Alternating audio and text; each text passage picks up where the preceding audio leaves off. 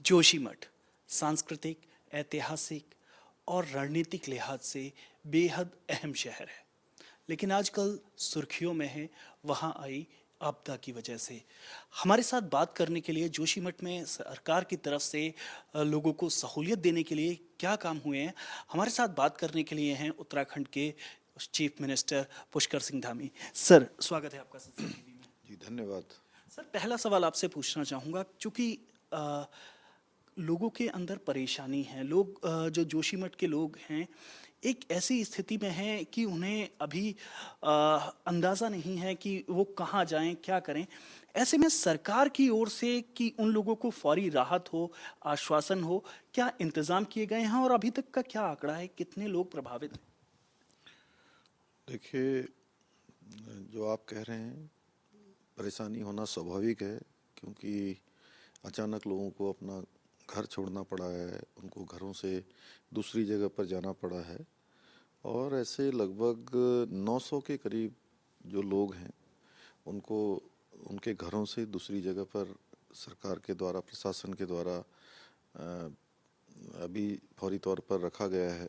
Guest हाउसों में, होटलों में, सरकारी कार्यालयों में, जहाँ भी जगह मिल सकती थी। और 269 के लगभग जो है परिवार हैं।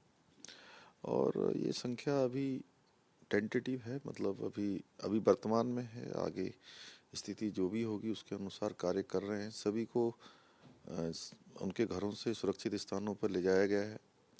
वहाँ पर सभी प्रकार की जो भी व्यवस्थाएं हो सकती हैं, रहने की, खाने की, वो सब व्यवस्था की जा रही है।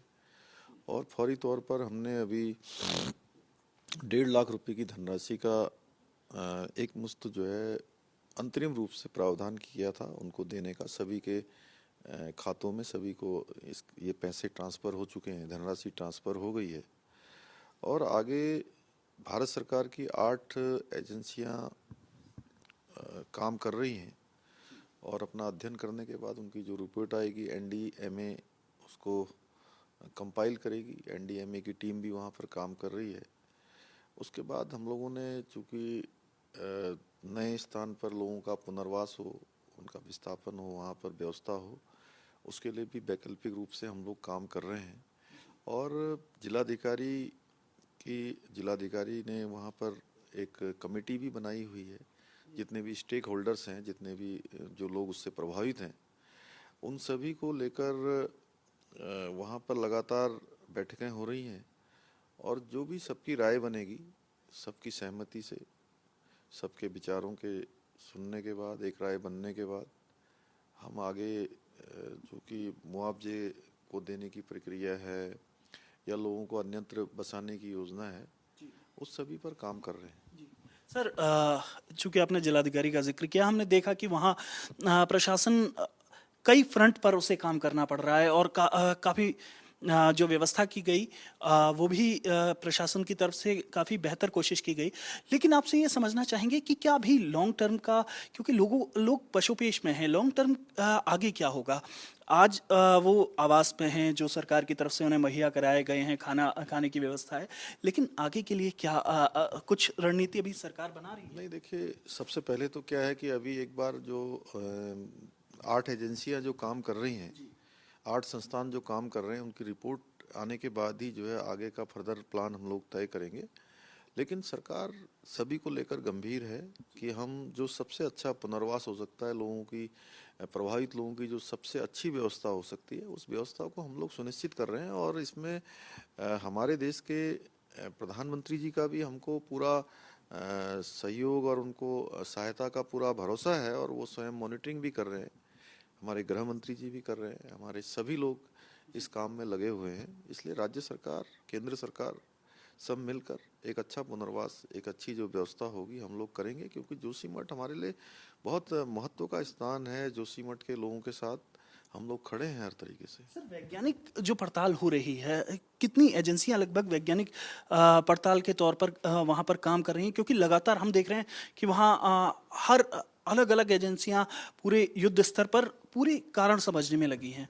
तो क्या आपको लगता है कि कब तक तस्वीर थोड़ी साफ हो पाएगी? 8 एजेंसियां वहाँ पर काम कर रही हैं और उनकी सबकी रिपोर्ट बन रही है। उनकी सबकी रिपोर्ट बनने के बाद एनडीएमए सबको कंपाइल करेगा और एक फाइनल रिपोर्ट आएगी। एक आखिरी सवाल और पूछना चाहूँगा सर, आगे चार धाम यात्रा भी शुरू होगी। इसके अलावा उत्तराखंड जो क्षेत्र है पूरा टूरिज्म पर, पर्यटन पर निर्भर है काफ़ी हद तक। तो ऐसे में यहाँ पर्यटन पर उसका ज़्यादा प्रभाव ना पड़े, पर्यटक, क्योंकि जोशीमठ की वजह से औली वगैरह में भी प्रभाव पड़ा है, ऐसे में पर्यटकों को बेखौफ होकर यहाँ आए, ये इसके लिए आप लोग कुछ कदम उठाएंगे? नहीं, देखिए, पूरे देश के लोगों से मैं कहना चाहता हूं कि कहीं भी अभी ऐसी स्थिति नहीं है और जोशीमठ में भी जनजीवन पूरी तरह से सामान्य है। लोगों की दुकानें खुली हुई हैं, जो घर प्रभावित हुए हैं। उसके अलावा सभी दुकानें खुल रही हैं, सभी काम चल रहे हैं और 70% जो वहाँ का जनजीवन है पहले की तरह है, सामान्य है। और ओली में भी अभी मकर संक्रांति के दिन से 2 दिन पहले तक, मैं भी 12 तारीख को जोशीमठ में ही था, 13 तारीख को भी मैं वहाँ था, तो उस समय भी बड़ी संख्या में, हजारों की संख्या में लोग आए हुए थे। और उत्तराखंड के अंदर पूरे नैनीताल, मसूरी, हमारे अनेकों स्थानों पर लाखों की संख्या में, हजारों की संख्या में लोग लगातार आ रहे हैं और कहीं ऐसी स्थिति नहीं है। स्थितियां सभी सामान्य हैं। हाँ, ये जरूर है कि कुछ जगह पर इस प्रकार का माहौल बना था और कुछ लोगों ने जल्दबाजी में बहुत सारी चीज़ों को लिखने का काम भी किया है, इनको प्रसारित करने का भी काम किया है।